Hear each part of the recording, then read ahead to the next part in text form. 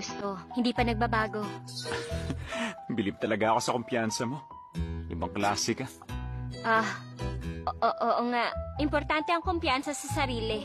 Kahit na hindi ako magluminara, sigurado akong sila ang lalapit sa akin. Dahil luminara na ang napili mo, dapat galingan mo magtago. Siguradong ahabulin ka ng mga recruiter sa ibang university. Hulaan mo kung nasan ako ngayon. Ito na po, Miss Walker. Kakahugas ko lang ng mga prutas. Sige po, kumain na kayo. Basta i-text nyo lang ako kapag may kailangan kayo ulit. Salamat po, Miss Moore. Welcome po. Narinig mo yon? Nandito ako sa admissions office ng Luminara. Bago matapos yung application, mukhang hindi na siguro ako aalis sa presidential suite na to.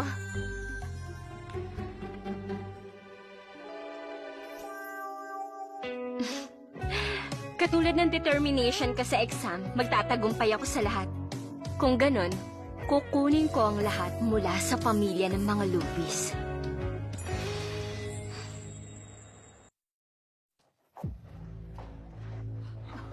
Ayan. Teka lang, hindi naman siguro nila tayo papasukin, di ba? Hindi, huwag ka mag-alala. Imposible yun. Anak, tingnan mo.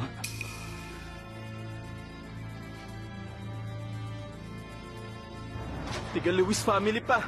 Nagpadala na sila ng tao. Mabuti naman. Siguro nandito sila para tulungan tayo sa problema. Mabuti na lang dumating kayo. Kung ano man ang kailangan kong gawin, handa kaming tumulong. Basta sabihin nyo lang sa akin. Makipagtulungan ka na lang. Kunin mo official seal, property certificates at lahat ng bagay na may kinalaman sa headquarters. Dalhin mo lahat sa akin. Pero Anong gagawin nyo doon? Basta gawin nyo na lang. Pag di nyo binigay, mga tao ko mismo ang kukuha.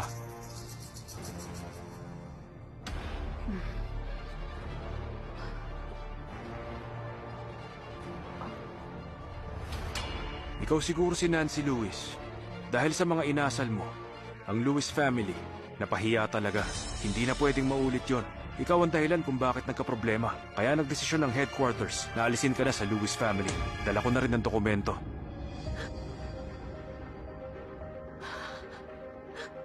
Inaalis na ba talaga ako ng Lewis family? hindi. Hindi nila pwedeng gawin to. Hindi nyo siya pwedeng paalisin. Oo nga, kapamilya namin siya. Ikaw, pati ikaw, tanggal ka na rin sa management. Kung hindi nyo tatanggapin, pwede na kayong umalis sa Lewis family. Nasa sa inyo na ang desisyon. Inabandonan nila tayong lahat. Tapos na ang lahat. Yung batang pinanak ko. Pa! Honey! Papa! Pa! Honey! Papa! Sira na ang lahat. Lahat ng mga pinaghirapan ko. Pero honey, kahit na kinuha ng headquarters ang shares natin, nasa atin pa rin ang subsidiary. Basta't sama-sama lang tayo at patuloy na magtulungan, sigurado malalagpasan natin to. Tama. Yung subsidiary pala. Oo, kung mamamanage natin yun ng maayos at makuha ang atensyon ng headquarters, pwede pa nating maayos to. Oo, tama ka. Mabuti na intindihan mo. Ito, uminom ka ng gamot. Si Nancy mukhang nabigla talaga. Pupuntahan ko lang siya. Sige. Kuya, bakit ginawa sa akin ng headquarters to? Hindi ko to kasalanan. Kasalanan ni Linda to. Nancy, ngayon tinakwil ka na. Mas magiging masaya ako. Ano? Kuya Charles, bawiin mo yan. Hindi yan totoo. Huwag mo akong tawagin kuya. Hindi ka na parte ng pamilya namin. Hindi mo na ako kapatid. Anong ibig mong sabihin? Ano ba to? Nancy, hindi ka talaga namin kapatid. Hindi ka namin kadugo. Pwede na tayo magsama.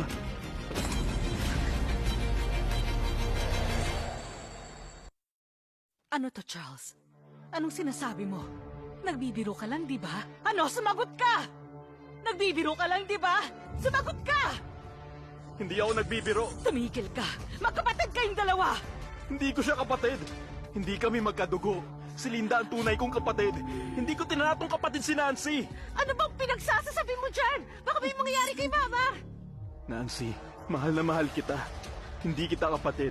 Hindi kita kadugo. Pwede tayo magpakasal. Pwede tayong maging masaya. Tumahimik ka na! Lumayas ka dito! Simula ngayon, hindi na kayo magkikita! Layas! Ayoko! Ma, pakinggan niyo naman ako. Hindi natin kapamilya si Nancy. Bakit ba hindi mo nalang tanggapin yun? Walang hiya ka! Wala bang katahimikan sa bahay na to? Tumigil ka! Anong ginagawa niyong dalawa?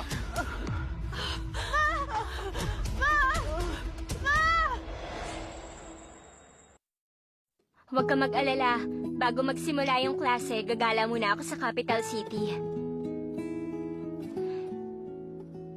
Ay, dapat ba pumunta muna ako sa museum o... Linda, alam kong pupunta ka sa capital city. May sakit ako. Pwede mo ba akong bisitahin? Magpagaling kayo. Anak ko, minahal mo ba kami? May pakialam ka ba sa amin? Madam, tinawag ko na ba kayong mama? Kung pinrotektahan sana kita dati, baka hindi kayo nagkapalit. Madam, sa totoo lang, nagpapasalamat ako dahil sa kapabayaan niyo, napunta ako sa matinong pamilya. Kung kayo ang nagpalaki sa akin, baka natulad ako sa tatlong yon. Nangaapi ng walang laban at walang konsensya dahil rin sa kahirapan. Kaya ako naging determinado para magpatuloy lang sa buhay. Yun ang dahilan kung bakit ganito ako ngayon. Nancy, dapat ang pangalan mo. Yun ang totoo mong pangalan. Gusto mo ba yun na lang, ha? Linda, ang binigay na pangalan sa akin ng lola ko. Simbolo yun ng mga biyaya niya at mga pangarap. Kung hindi ka magpapalit, wala kang mamanahin sa pamilya namin.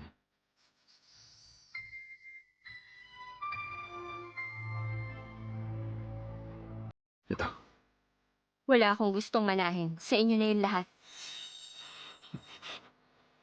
Akala mo ba kaya mo kaming pabagsakin? Hindi mo kaya ang Lewis family! Hindi kayo nakakasiguro. Gagamitin ko ang kapangyarihan ko laban sa pamilya ng Lewis dahil sa pagmamahal ni Lola. Magtatagumpay ako.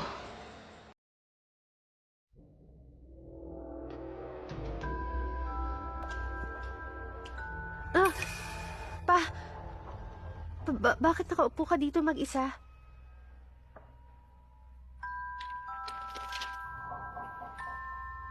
Nancy, pinagtutulungan na tayo ng main family. Kapag nagpatuloy ito, pati branch office mawawala. Nancy, kahit hindi kita tunay na anak, alam mo, pinalaki kita na buhay prinsesa. Kahit nung tinakwil ka, pinatira pa rin kita sa bahay.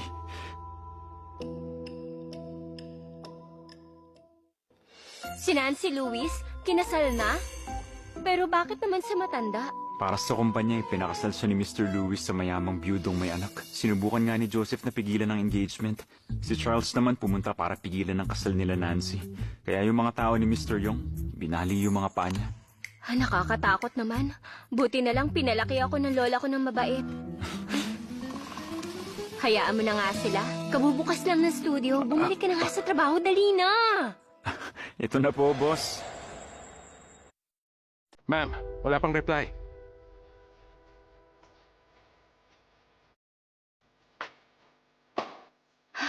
I-follow up niya lang. Baka kaya pa pababaan. Miss Walker, may meeting ka mamaya. I-cancel mo. May importante akong lakad. Miss Walker, ito po. Natapos ko nang ayusin to. Sisend ko na sa'yo. Miss Walker, ito ang kontrata ng Lewis family. Salamat.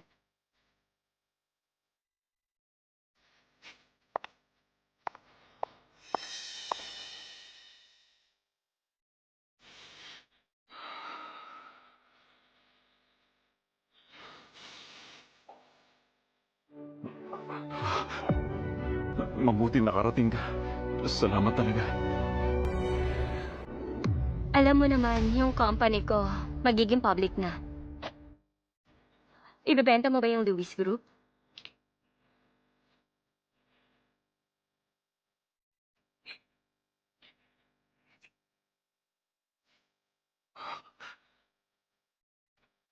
Baka pwede mo kong tirahan kahit konti.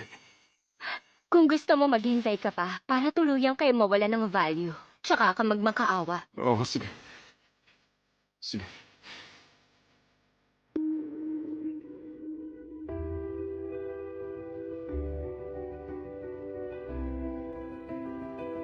Linda, ang galing mo talaga. Sigurado kang ayaw mo makisyoso sa akin? Ang sagot ko dyan, hindi pa rin magbabago.